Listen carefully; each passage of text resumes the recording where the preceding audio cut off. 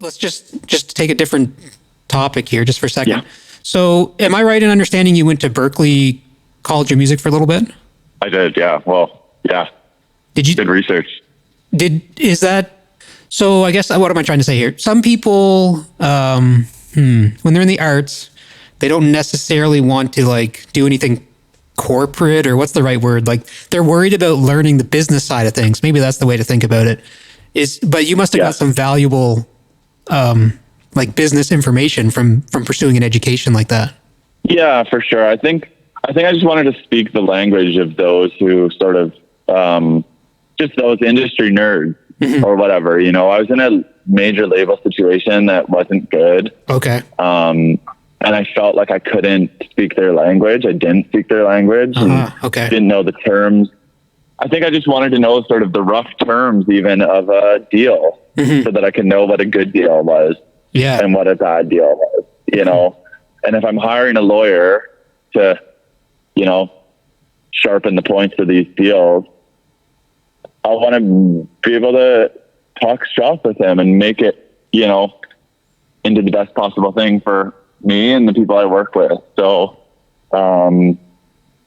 I guess I just didn't want to be in the dark in the industry. You know, I wanted to have a sort of second go at the industry, in a way that I could just play ball. Okay. And not get taken advantage of and mess up. So I think that was my thought is, okay, I've got a bit of advance money from this major label deal. And I was just like, let me just reinvest it really. Berkeley wasn't cheap. And as an international student too, it wasn't cheap. And I was like, okay, let me just invest this. And so I can keep up, you know?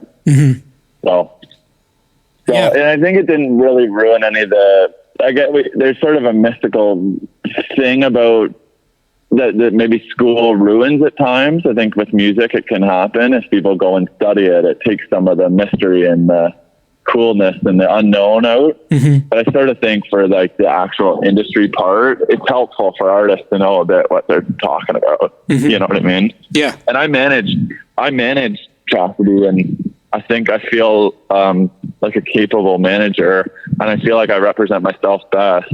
Okay. And I'm the point person. I tour manage, you know, the project.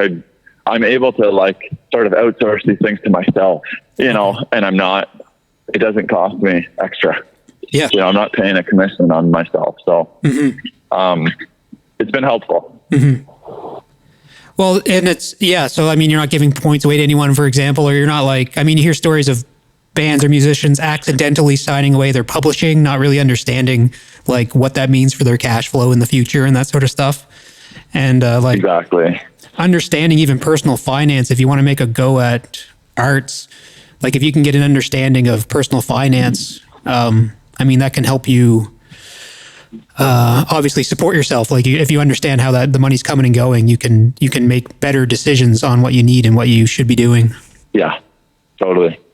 Exactly. So I think that was what I was thinking. Like there's some pressure, right? Like on, and rightfully so, I think I see now, but even just from family members being like, okay, like what is your plan financially here? Like, you know, get in the music business, you know, and it's a good question, it turns out. And so I think I wanted to like know, like, okay, am I going to be able to move out and pay rent and, you know, be able to do this and with some longevity?